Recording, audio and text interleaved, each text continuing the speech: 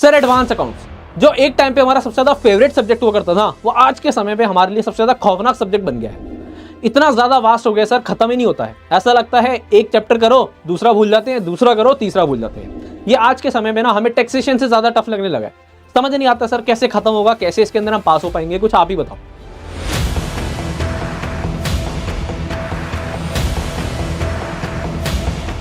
तो बेटा आपको घबराने की जरूरत नहीं है। आज हम इस वीडियो में डिस्कस करने वाले हैं how to revise advance account, revision strategy क्या होनी चाहिए, और इसके साथ साथ आपको एडवांस अकाउंट्स को पढ़ना कैसे है, किस तरीके से आप एडवांस अकाउंट्स में अपकमिंग अटेम्प्ट में सिर्फ पास नहीं होंगे, एक अच्छा स्कोर कर पाएंगे, even I can say exemption तक लेके आ सकते हैं एडवांस अकाउंट में। जी हाँ, सही सुना आपने, एडवांस अकाउंट में एग्जाम्शन तक लेके आई जा सकती है अभी से भी।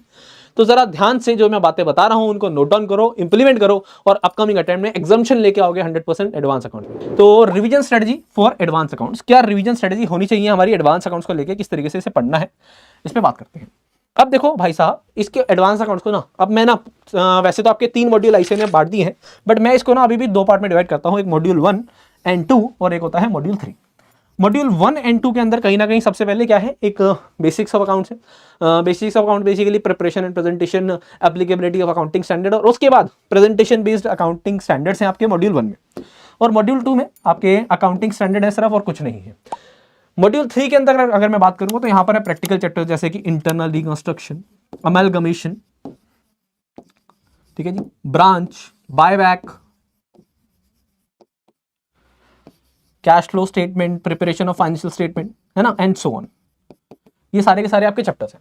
तो मेरे बच्चे, आपको पता है कि मॉड्यूल 1 एंड 2 के अंदर जो है टोटल स्टैंडर्ड्स अगर मैं देखूं तो 27 अकाउंटिंग स्टैंडर्ड है, 27 अकाउंटिंग स्टैंडर्ड, और यहां पर मॉड्यूल 3 के अंदर आपके प्रैक्टिकल चैप्टर है। तो सबसे पहले आपको क्या करना है, सबसे पहले अगर आपने पढ़ाई कर ली है या नहीं करी है, अगर नहीं करी है तो भाई साहब पहले मॉड्यूल 3 से स्टार्ट होना। सबसे पहले इंटरनल रिकंस्ट्रक्शन, फिर amalgamation, buyback, cash flow statement, preparation of financial statement, branch, accounting, cash, ये वाले चैप्टर्स करिए पहले, क्योंकि देखो बात समझो, इनकी वेटेज है कहीं ना कहीं 50 to 55%, और इनकी वेटेज है 45 to 50%। और इसको करना मेरे बच्चे as compared to accounting standard ज्यादा आसान है। मैं मान सकता हूं कि यार ये जो चैप्टर है ना थोड़े से देखने में लेंदी है, बट बिलीव मी, एक बार अगर हो जाएंगे आपसे, आपको समझ आ जाएंगे, तो कुछ भी नहीं है, आसानी से आप कर पाएंगे। तो पहले सबसे पहले आप क्या करेंगे, मॉड्यूल 3 करेंगे, ठीक है जी। जिन्होंने नहीं करा, जिन्होंने कर लिया है, जिनका सिलेबस कंप्लीट हो चुका है या 70-80% सिलेबस हो चुका है, तो उनको रिवीजन मॉड्यूल 3 से करनी है। रिवीजन स्ट्रेटजी अभी आ रहा हूं, तो पहले आपको क्या करना है, सबसे पहले मॉड्यूल 3 को कवर करना है, और मॉड्यूल 3 के बाद ना मॉड्यूल 1 एंड 2 में सर कौन से अकाउंटिंग स्टैंडर्ड पहले करने चाहिए। तो देखो, अगर आप चाहो तो इस मॉड्यूल 3 करने के बाद कंसोलिडेशन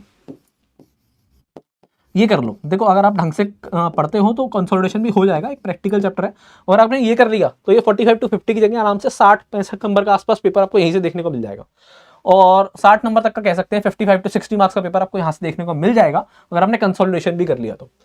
उसके बाद अकाउंटिंग स्टैंडर्ड कौन से करने हैं वो भी बात करेंगे। जैसे अकाउंटिंग स्टैंडर्ड की अगर आप करने स्टार्ट करोगे तो आप पहले करना AS 1, 2, 3, उसके अलावा हम कह सकते हैं AS 9, 10, 12, 13, 16, 26, 29। पहले ये वाले अकाउंटिंग स्टैंडर्ड करना, ये as compared to other accounting standard आसान है, ठीक है जी। मैं ये नहीं कह रहा कि यार यही ज्यादा वेटेज के हैं, बट हाँ ज्यादातर वेटेज इनमें से आपको देखने को मिल सकती है, और आसान है आपके लिए करना एज कंपेयर टू बाकी अकाउंटिंग स्टैंडर्ड। तो पहले आपको मॉड्यूल 3 करना है, फिर ये वाले चैप्टर्स करने हैं। अब बात करें कि रिवीजन कैसे करें, तो रिवीजन करने के लिए आपको भाई साहब पहले मॉड्यूल 3 से स्टार्ट होना है। जैसे मैंने आपको बताया 15 से 20 दिन आपको यहाँ पर देने हैं, 15 से 20 दिन के अंदर आप मॉड्यूल 3 बहुत अच्छे से कर पाएंगे। और रिवीजन में मान के चल रहा हूँ कि अभी तक आपकी ज्यादा अच्छी नहीं हुई है, तो यहाँ पर 15 से 20 दिन इसलिए ले लो। अगर आपने पहले से रिवीजन करते हुए आ रहे हो तो यहाँ पर मुश्किल से आपको 10 से 12 दिन का समय लगेगा मॉड्यूल 3 को रिवाइज करने में। अब सर रिवीजन में करना कैसे है ये भी तो बताओ, इतना सारा मॉड्यूल 3 के अंदर बड़े बड़े चैप्टर जैसे कि इंटरनल रिकंस्ट्रक्शन, अमेलगमेशन, ब्रांच, ये होगा कैसे। तो देखो सबसे पहले आपको क्या करना है, रिवीजन करनी है अपने नोट से। आपके पास अपने नोट्स है, अपने नोट से रिवाइज करिए। अगर वो नहीं है तो, अगर वो है भी, या फिर perfect revision book, perfect revision book के नोट्स को आप रेफर कर सकते हैं। परफेक्ट रिवीजन बुक के अंदर आपको सारे के सारे नोट्स बहुत ही एफिशिएंट मैनर में मिल जाते हैं। सबसे पहले उनके नोट्स को रिवाइज करना है। परफेक्ट रिवीजन बुक आपको पता है इंडिया बेस्ट सेलिंग बुक है, आप वहां से अपने एडवांस अकाउंट के मॉड्यूल 3 के चैप्टर्स को रिवाइज करिए सबसे पहले। उसके बाद आपको क्या करना है, यूनिक क्वेश्चन प्रैक्टिस करनी है, या फिर उन क्वेश्चन को प्रैक्टिस करना है जो आपको पहले दिक्कत देते थे। तो आपको पता है कि आपको ये जो क्वेश्चंस करने होते हैं, कौन से करने होते हैं, वैसे आपको डिफरेंट रिफ्रेशर्स नहीं करनी होती, आपको ICA मॉड्यूल के सारे क्वेश्चंस करने होते हैं, RTP करने होते हैं, पास एग्जाम करने होते हैं, और मॉक टेस्ट पेपर करने होते हैं। सिर्फ यही करने होते हैं, तो हर एक चैप्टर के यही करने हैं। अब जब आपने पहली बार करा था तो उसमें जोन से भी क्वेश्चंस में दिक्कत आ रही थी, उसमें जोन से भी क्वेश्चंस में दिक्कत आ रही थी उनको आपने मार्क करा होगा। तो इस टाइम पे आपको सारे क्वेश्चन नहीं करने, आपको सिर्फ वो यूनिक क्वेश्चंस जो कहीं ना कहीं एक यूनिक थे अपने आप में, या फिर जिनमें प्रॉब्लम आ रही थी, सिर्फ उन क्वेश्चन को प्रैक्टिस करना है। सर हमने तो मार्क ही नहीं करा था, हमें तो बड़ी दिक्कत आ रही थी। तो बेटा आप पीपी बुक के क्वेश्चन सारे के सारे कर लीजिए, कोई दिक्कत परेशानी नहीं है। फिर पीपी बुक के सारे क्वेश्चन कर लीजिए, ठीक है जी। और जिसने पहले से पीपी कर रखी है तो पीपी के अंदर जो आपने मार्क कर रखे हैं वो वाले क्वेश्चन कर सकते हैं, ठीक है जी। अब सर यहाँ पर पीपीपीआर का क्या करें सर, हमारे पास तो है ही नहीं। तो बेटा इस समय आपके पास एक अपॉर्चुनिटी है जिसे हम कह सकते हैं, आपको पीआर और पीपी दोनों एक साथ मिल रही है कंबाइंड। जी हाँ, आप इस ऑफर को अवेल कर सकते हैं, पीआर पीपी मिल रही है आपको, ठीक है जी। लिंक डिस्क्रिप्शन में गिवन है, वहां से जाके आप पीआर पीपी परचेस कर सकते हैं। अब देखो पीआर का सबसे बड़ा फायदा क्या है, वहां पर आपको नोट्स मिल जाएंगे, उसके अलावा पेपर से पहले जो क्वेश्चन रिवाइज करने वाले हैं ना वहां पर वो भी लिखे हुए हैं। पेपर से पहले जो क्वेश्चन रिवाइज करने हैं टेक्स्ट के अंदर मास्टर क्वेश्चंस आपको मिल जाते हैं, क्योंकि वो 2 से 3 क्वेश्चन आपने कर लिए, पूरा का पूरा कंसेप्ट जो भी आपने पूरे के पूरे चैप्टर में जितने भी कंसेप्ट हैं वो सारे 2 से उन 5 क्वेश्चन के अंदर कवर हो जाएंगे। तो रिवीजन के लिए आपको वो इंपॉर्टेंट क्वेश्चन मिल जाते हैं एक तरह से। इसके अलावा आपको नोट्स मिल जाते हैं कि उन्हीं नोट्स को कर लिया, मोर देन इनफ है, उसके अलावा कुछ भी करने की जरूरत नहीं है। तो सबसे पहले मॉड्यूल 3 को रिवाइज करना है, ठीक है जी, अपने नोट्स से या फिर परफेक्ट रिवीजन के नोट्स से, ठीक है जी। और दोनों है तो एकदम सुभान अल्लाह, मजा आ गया। फिर तो अपने नोट्स को रिवाइज करिए और पीआर के नोट्स को रिवाइज करिए, तो सारे के सारे पॉइंट्स कवर हो जाएंगे। इसके बाद यूनिक क्वेश्चन प्रैक्टिस करनी है, प्रॉब्लम जिसके अंदर आती थी पहले जब आपने क्वेश्चन करे थे, और आपने पहले से आपके पास क्वेश्चन रहेंगे तो उसमें जो मार्क कर रखे थे ना क्वेश्चन, सिर्फ उनको बार बार प्रैक्टिस करना है। और उसके बाद टेस्ट देना है इन चैप्टर्स का। देखो हम ना कम सिलेबस के साथ जाएंगे, बट जो भी जाएंगे वो 100% जाएंगे, यानी कि जितना करेंगे वो 100% करेंगे। अगर इस तरीके से करते हो तो आपका मॉड्यूल 3 बहुत अच्छे से हो जाएगा। कि अगर 45 नंबर का भी आया मॉड्यूल 3 में से, तो आप डेफिनेटली इस 45 में से 40 नंबर आप डेफिनेटली लेके आ पाए। अब देखो चैप्टर जब बड़ा होता है ना, जब वास्ट होता है, तो उसको करने का यही तरीका है, मैक्सिमम जितनी बार हो सके उतनी रिवीजन करिए। और इस परफेक्ट रिवीजन बुक के अंदर रिवीजन करने का सबसे बड़ा फायदा यही है कि आप पूरे के पूरे एडवांस अकाउंट्स को ही, अगर आप ढंग से आपने पढ़ लिया एडवांस अकाउंट, तो आपको मुश्किल से 3 घंटे के अंदर आप पूरा एडवांस अकाउंट रिवाइज कर सकते हैं विदाउट क्वेश्चन। कह रहा हूँ क्वेश्चन के साथ करोगे तो ज्यादा टाइम लगेगा। Are you getting my point? उसके बाद आना है आपको एएस के अंदर, अकाउंटिंग स्टैंडर्ड। अब भाई साहब अकाउंटिंग स्टैंडर्ड जो है, सबसे बड़ी दिक्कत बच्चों को ये नहीं आती कि इन्हें समझ नहीं आता। इसके अंदर दिक्कत वही आती है लॉ के अंदर जो आती है, क्या कि यार लिखना कैसे है। तो अकाउंटिंग स्टैंडर्ड को करने का सिर्फ एक ही तरीका है, सबसे पहले आपको कंसेप्चुअल क्लैरिटी होनी चाहिए, क्योंकि आपको पता है आपके पेपर में एमसीक्यू आने, तो सबसे पहले कंसेप्चुअल क्लैरिटी आपको बहुत अच्छे से होनी चाहिए। उसके बाद आपने जो कंसेप्ट बनाए हैं ना, वो आपके दिमाग में टिप्स पे होने चाहिए।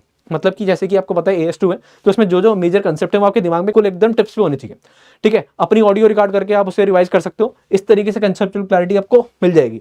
बट कंसेप्चुअल क्लैरिटी मिलने के बाद AS मेरे दिमाग में सेट होने के बाद क्या होना है, आपको दिक्कत आती है लिखने में। तो आपको जो जो समझ आ रहा है, आप वो कंसेप्ट जो आपने बना रखे हैं, जो नोट्स हैं आपके पास, उसको खुद से लिखने की ट्राई करिए। अब देखिए कि मैं कैसे लिख पा रहा हूँ, ठीक है जी। तो कंसेप्चुअल क्लैरिटी के साथ यहाँ पर आपको राइटिंग प्रैक्टिस की सबसे ज्यादा जरूरत पड़ती है। और राइटिंग प्रैक्टिस आपने एक बार नोट्स को अपने एक बार खुद से लिख के देख लिया, और उसके बाद परफेक्ट प्रैक्टिस के अंदर जो भी क्वेश्चन है, जिस तरीके से वो लिखे हुए हैं, सिर्फ उनको बार बार याद करो और लिखो। बिलीव मी, उससे ज्यादा कोई दिक्कत नहीं है। देखो अकाउंटिंग स्टैंडर्ड को लिखने का तरीका है PAC, प्रोविजन, एनालिसिस, कंक्लूजन। और कई बार ना ये तरीका ना आपके मॉड्यूल में भी नहीं होता है कि कोई क्वेश्चन में आपको तीनों चीजें गिवन होंगी, कोई में नहीं होंगी। बट एग्जाम के अंदर अगर आप इस तरीके से इस फॉर्मेट में आंसर लिखते हैं तो बिलीव मी अकाउंटिंग स्टैंडर्ड में कोई नंबर नहीं काट सकता। बच्चों के साथ दिक्कत ये नहीं आती कि उन्हें अकाउंटिंग स्टैंडर्ड का आंसर नहीं आता, उन्हें आता है बट उन्हें आंसर लिखना नहीं आता है। तो आंसर लिखने के लिए आपको पीपी बुक यहाँ पर बहुत ज्यादा हेल्प करेगी। तो PPPR आप कह सकते हैं बाइबल है, आपको एडवांस अकाउंट्स में कोई भी दिक्कत आ रही है PP + PR ले लीजिए, बिलीव मी कोई दिक्कत नहीं आने वाली है। Conceptual clarity, writing practice. Writing practice मैंने आपको बता दिया, एक दो बार कंसेप्ट के राइटिंग प्रैक्टिस करिए और एक बार पीपी के क्वेश्चन जितने भी हैं अगर आपने अच्छे से पढ़ लिए, याद कर लिए और लिख लिए, बिलीव मी कोई भी क्वेश्चन उससे बाहर नहीं आएगा। ऐसा ही नहीं, मैं बार बार कह देता हूं कि भाई 120 नंबर का पेपर आता है ना जब भी अकाउंट्स का, एडवांस अकाउंट्स का, तो 120 में से 110 से 115 नंबर का तब का पेपर आपको परफेक्ट प्रैक्टिस से ही देखने को मिलता है, चाहे वो कितना भी डिफिकल्ट पेपर बन जाए। क्यों? क्योंकि भाई साहब सारा का सारा स्कैनर, RTP, MT, पास एग्जाम सब कुछ वहां पर डाल रखा है और उसको बेस्ट मर्जिंग कर रखी है। तो पीपी बुक के बाहर कुछ नहीं आने वाला है। पीपी बुक कर लीजिए, PR बुक कर लीजिए, डेफिनेटली पास हो जाएंगे अगर आप उसे अच्छे तरीके से कर रहे हैं तो। उसके अलावा आपको राइट अ क्वेश्चन। अब देखो एडवांस अकाउंट को इस समय पास करने का सिर्फ एक ही तरीका है, मॉड्यूल 3 के जो चैप्टर्स हैं उनका ट्राई करिए कि रोज किसी भी एक चैप्टर का क्वेश्चन उठा के प्रैक्टिस कर लीजिए। और अकाउंटिंग स्टैंडर्ड के अंदर क्या करना है, पीपी का कोई मिनिमम 2 से 3 क्वेश्चन उठा के रोज राइटिंग प्रैक्टिस कर लीजिए। अगर आप ये कर रहे हैं ना, रोज आधा से 1 घंटा अपना इस राइटिंग प्रैक्टिस को और इस तरीके से रिवीजन को दे रहे हैं, तो बिलीव मी कोई दिक्कत नहीं आने वाली है, आप डेफिनेटली पास हो जाएंगे। तो रिवीजन स्ट्रेटजी यही रहेगी एडवांस अकाउंट्स की भाई साहब। सबसे पहले मॉड्यूल 3, उसके बाद अकाउंटिंग स्टैंडर्ड मैंने आपको बताया कौन सा इंपॉर्टेंट है पहले, और उसके बाद उनको करने का क्या तरीका है। PPPR का अभी आपको कॉम्बो मिल रहा है, उससे ले सकते हैं हमारी वेबसाइट से, ठीक है जी। फॉर मोर इन्फॉर्मेशन आप 88880402 पे व्हाट्सअप कर सकते हैं। तरीका यही रहेगा पास होने का, और यहाँ से अगर आप इस तरीके से करते हो तो डेफिनेटली एग्जामिनेशन के लिए आप जा पाओगे। तो चलिए मिलते हैं नेक्स्ट वीडियो में, तब तक के लिए good bye, all the best, जय Shri Shyam, thank you so much.